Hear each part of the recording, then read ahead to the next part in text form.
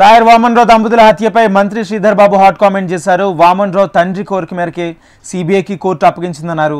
అసలు దోషులు బయటికి రావాల్సిన అవసరం ఉందని అభిప్రాయపడ్డారు.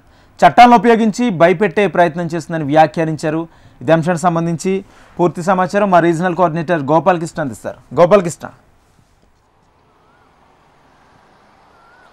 ఎస్ రాజేంద్ర, వామన్ రావు దంపతుల హత్య కేసుని సిబిఐతో విచారణ జరిపించాలని సుప్రీంకోర్టు నిర్ణయం తీసుకుంది. ఈ నేపథ్యంలో సిబిఐ కొన్ని రోజుల్లోనే ఖచ్చితంగా రాష్ట్రానికి రాబోతుందని చెప్పుకోవచ్చు. సిబిఐ విచారణల అంటూ లేదంటే సిబిఐ రాష్ట్రంలో ఎంట్రీ అవ్వడం కానీ కేసీఆర్ ప్రభుత్వం రిస్ట్రిక్ట్ చేసింది. ఆ తర్వాత కోర్టు ఆదేశాలతో ఇప్పుడు మొదటిసారిగా వామన్ రావు మర్డర్ కేసులో, దంపతుల మర్డర్ కేసులో మొదటిసారి సిబిఐ రాష్ట్రానికి రాబోతుందని చెప్పుకోవచ్చు. ముఖ్యంగా ఫిబ్రవరి 2021న ఈ మర్డర్ జరిగింది. మంథని నియోజకవర్గానికి సంబంధించినటువంటి లాయర్ దంపతులు వామన్ రావు, నాగమణి, ఈ ఇద్దరు దంపతుల్ని నడి రోడ్డుపై అత్యంత పాశవికంగా చంపినటువంటి ఘటన తెలుగు రాష్ట్రాలతో పాటుగా భారతదేశం అంతా కూడా సంచలనంగా మారింది. అప్పుడు దేశవ్యాప్తంగా ఉన్నటువంటి లాయర్లందరూ కూడా నిరసనలు తెలిపారు. అసలు ఈ హత్య వెనుక ఎవరున్నారు, ఎందుకు ఈ హత్య జరిగింది అనేటువంటి అంశాలు పూర్తి స్థాయిలో చర్చనీయాంశంగా మారాయి. అయితే ఈ హత్య వెనుక కేవలం పాత కక్షలు మాత్రమే ఉన్నాయి, రాజకీయపరమైనటువంటి ఉద్దేశాలు లేవు అంటూ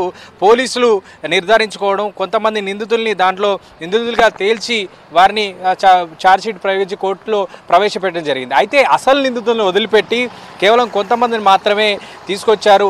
చివరికి వామన్ రావు చనిపోయేటువంటి ముందు రక్తమోడుతూ ఇచ్చినటువంటి మరణ వాంగ్మూలంలో ఉన్న పేర్లను ఎట్టి పరిస్థితుల్లో విచారణ జరగలేదంటూ వామన్ రావు తల్లిదండ్రులు కోర్టుకెక్కారు. హైకోర్టులో ఈ కేసు కొన్ని రోజులు నడిచినప్పటికీ దీనిపై మరింత విచారణ అవసరం లేదంటూ కోర్టు అభిప్రాయపడింది అప్పుడు హైకోర్టు. కానీ తర్వాత వీళ్ళు సుప్రీంకోర్టు వెళ్ళడం, సుప్రీంకోర్టులో అనేకమైనటువంటి సాక్ష్యాలను చూపిస్తూ కేసు విచారణ దర్యాప్తు విషయంలో తమ అభ్యంతరాలను చెప్తూ వామన్ రావు తల్లిదండ్రులు చేసినటువంటి వాదనకి కోర్టు ఏకాభిప్రాయం చెప్పింది.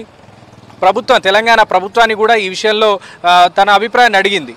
సిబిఐకి ఇవ్వడం ఇవ్వచ్చా, లేదు అంటే రాష్ట్ర ప్రభుత్వం విచారణ జరుపుతుందనేటువంటి విషయాన్ని కోర్టు కూడా అడిగింది. అయితే సిబిఐకి ఈ కేసు దర్యాప్తు ఇవ్వడంలో తమకు ఎలాంటి అభ్యంతరం లేదు అంటూ రాష్ట్ర ప్రభుత్వం బదిలివ్వడంతో ఇప్పుడు ఈ కేసు మరొకసారి సంచలనంగా మారబోతోంది. మరి మొదటి నుంచి కేసుని సిబిఐ దర్యాప్తు చేయబోతుందని చెప్పుకోవచ్చు. ముఖ్యంగా రాజకీయపరమైనటువంటి ఆరోపణలు మొదటి నుంచి కూడా ఇందులో వినబడుతూ ఉన్నాయి. అసలు ఈ కేసులో చాలామంది పెద్దల హస్తం ఉందంటూ మంత్రి శ్రీధర్ బాబు కూడా స్పందించారు. గతంలో హత్య జరిగినటువంటి, ఇది ఆయన కాన్స్టిట్యున్సీ అవడంతో గతంలో హత్య జరిగినటువంటి సందర్భంలోనూ ఆయన స్పందించారు. ఈ హత్యల వెనకాల పెద్దల హస్తం ఉంది అనేటువంటి అంశం ఉంది. ఇప్పుడు కూడా ఆయన ఈ సిబిఐ నిర్ణయం తర్వాత కూడా కొద్దిసేపటి క్రితమే ఆయన స్పందించారు. సిబిఐ కోర్టు వారి వామన్ రావు తల్లిదండ్రుల కోరిక మేరకే సిబిఐ విచారణకు కోర్టు ఆదేశించింది. ఈ సిబిఐ విచారణలో ఖచ్చితంగా అసలు దోషులు ఎవరు బయటపడతారనేటువంటి ప్రస్తావన చేస్తూ వచ్చారు. మరోవైపు ఇందులో ఈ కేసులో ఈ హత్య వెనక పెద్దల హస్తం ఉంది అనేటువంటి విషయాన్ని కూడా ఆయన చెప్తూ వస్తున్నారు. సో ఎవరా పెద్దలు, ఎందుకు హత్య దాకా దారితీసింది, నడి రోడ్డు పైన పట్టపగలు అత్యంత పాశవికంగా చంపాల్సినటువంటి అవసరం ఏమొచ్చింది అనేటువంటి విషయాలు మాత్రం సిబిఐ విచారణలో బయటపడే అవకాశాలు కనబడతా ఉన్నాయి. నిజంగా దీంట్లో రాజకీయపరమైనటువంటి ఉద్దేశం ఉందా, రాజకీయ నాయకులు ఉన్నారా, రాజకీయ నాయకుడు ఎవరు అనేటువంటి విషయాలు అయితే బయటికి రావాల్సినటువంటి అంశం ఉంది. ఇప్పటికే ఈ హత్య కేసులో ఉన్నటువంటి నిందితులు అక్కడ ఉన్నటువంటి రాజకీయ నాయకులకి అత్యంత సమీప బంధువులు అవడంతో తీవ్రమైనటువంటి ఆరోపణలు, దుమారం అయితే వచ్చింది, రాజకీయంగా సంచలనంగా మారింది. అయితే ఇప్పుడు సిబిఐ విచారణలో వారిపై కూడా విచారణ చేసేటువంటి అవకాశం ఉంటుంది. ఇప్పటికే ఈ అంశం పైన తన ప్రమేయం ఏం లేదు అనంటూ మంతనికి చెందిన మాజీ ఎమ్మెల్యే పుట్ట మధుకర్ దంపతులు ఇప్పటికే కోర్టుకు తమకు సంబంధించినటువంటి వివరాలు అందించారు. ఈ కేసులో తమకు సంబంధం లేదు, అసలు విచారణ కూడా తమపై చేయాల్సినటువంటి అవకాశం ఉండదు అనేటువంటి విషయాన్ని కోర్టుకు విన్నవించేటువంటి ప్రయత్నం చేశారు. కానీ కోర్టు వారికి కూడా సమయం ఇచ్చింది. ఎందుకు మిమ్మల్ని విచారణ చేయకూడదనో లేదంటే దానికి సంబంధించినటువంటి వాదన వినిపించండి అని సమయం ఇచ్చినప్పటికీ ఆ వాదోపవాదాలని అన్నీ కూడా విన్న తర్వాత సిబిఐకి అప్పగించేందుకు సుప్రీంకోర్టు నిర్ణయం తీసుకుంది. ఈ నేపథ్యంలో కొన్ని రోజుల్లోనే సిబిఐ రాష్ట్రంలోకి ఎంటర్ ఇవ్వబోతోంది. వామన్ రావు దంపతుల హత్య కేసులో ఆ పెద్దలు ఎవరున్నారు, హత్యకు దారితీయాల్సినటువంటి కారణాలు ఏంటి అనేటువంటి విషయాలు మాత్రం బయటికి రావాల్సి ఉంది. ఈ ఘటన అప్పట్లో సంచలనం సృష్టించింది. పూర్తిగా కల్వచెర్ల సమీపంలో హత్య చేసినటువంటి ఆయుధాలను తీసుకెళ్లి డ్యాంలో ప్రవేశించినటువంటి ఘటన. ఆ తర్వాత డ్యాంలో చాలా రోజుల పాటు వెతుకులాట చేసి ఆ ఆయుధాలను బయటికి తీశారు పోలీసులు.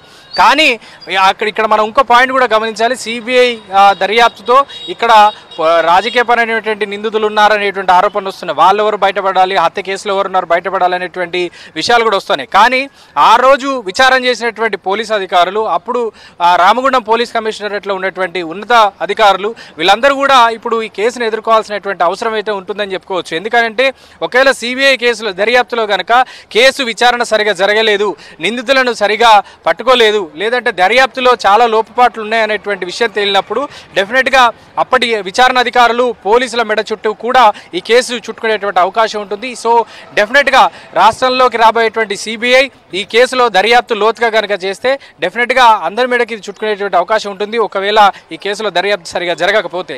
కానీ అసలు నిందితులు ఎవరనేటువంటి తేల్చే వరకు కేసును ఖచ్చితంగా పోరాడతామంటూ వామన్ రావు తల్లిదండ్రులు కూడా చెప్తూ ఉన్నారు. సో డెఫినెట్గా వారి కోరిక మేరకే కోర్టు ఆదేశాలు ఇచ్చింది అనేటువంటి మాట స్థానిక ఎమ్మెల్యే మంత్రి శ్రీధర్ బాబు కూడా చెప్తా ఉన్నారు. సో డెఫినెట్గా ఇది ఎక్కడ దాకా వెళ్తుందనే చెప్పాలి.